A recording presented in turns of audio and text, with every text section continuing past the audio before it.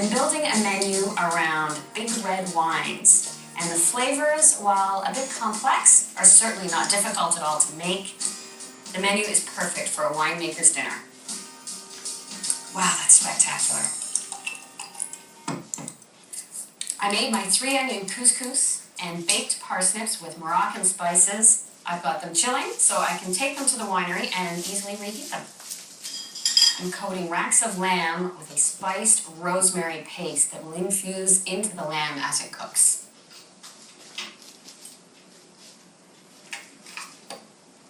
To tie into the parsnips and those Moroccan flavors, I'm using my coriander and cumin again, but in lighter amounts. I want the flavor to be subtle. This time I'm toasting the cumin and coriander before I grind it in the mortar and pestle because I don't want to cook the rosemary there.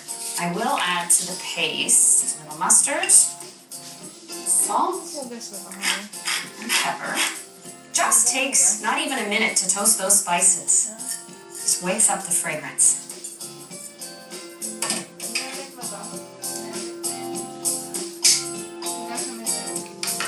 Fresh rosemary and lamb is a natural.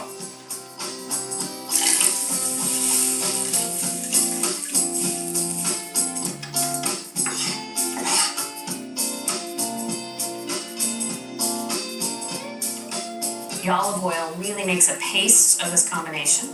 This is almost like making a rosemary spice pesto. If you don't have a mortar and pestle, a food processor works just as well. Now for the lamb.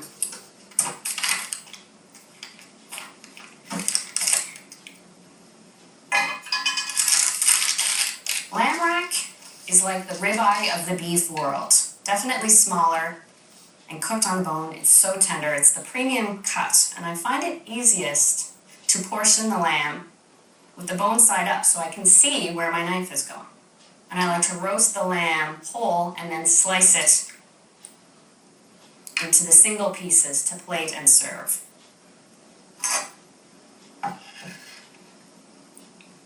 just going to put a little of this rosemary spice pesto just over the lamb and then rub it in with my hands. This way, the spice has a chance to seep in and flavor the lamb before I take it over to the winery and I'll cook it there.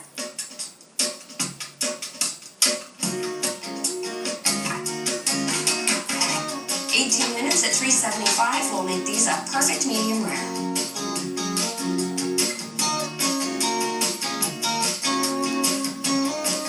I believe a dish like lamb rack should be served with a sauce or some sort of accompaniment. And in keeping with that loose Moroccan theme, I'll serve the lamb with a date pistachio salsa. I've got medjool dates that are pitted here.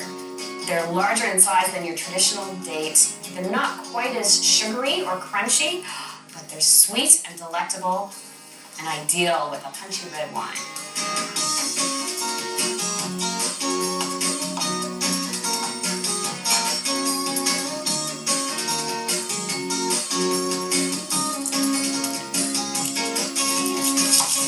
Just a touch of red onion adds color and a little crunch, just like it does in a tomato salsa.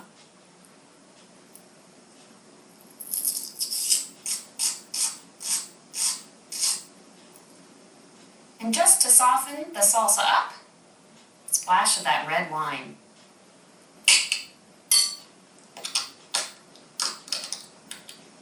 And for a little crunch and a buttery texture at the same time, I'll chop some shelled pistachios. I love that vibrant green color.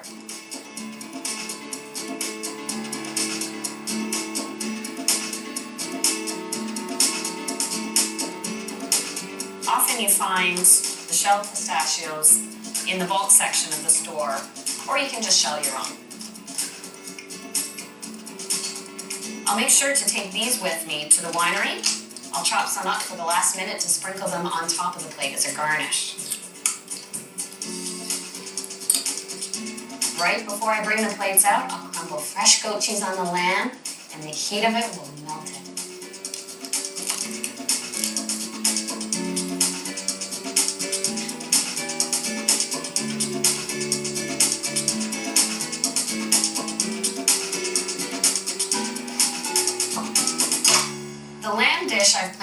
quite intense in flavor, I want to keep it simple for desserts. Baked figs with honey and yogurt.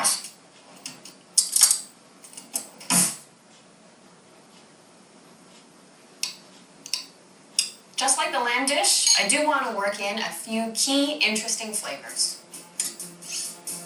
First, a little mint.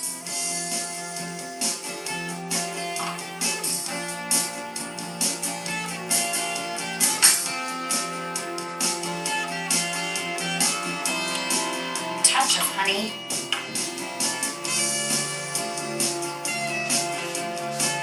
Don't need too much honey. Fresh figs are naturally intensely sweet. And the last ingredient, a little orange flower water. This was the very first perfume I was given by my mom when I was little. You could use rose water too, but just a few drops, because using flower water is just about the fragrance.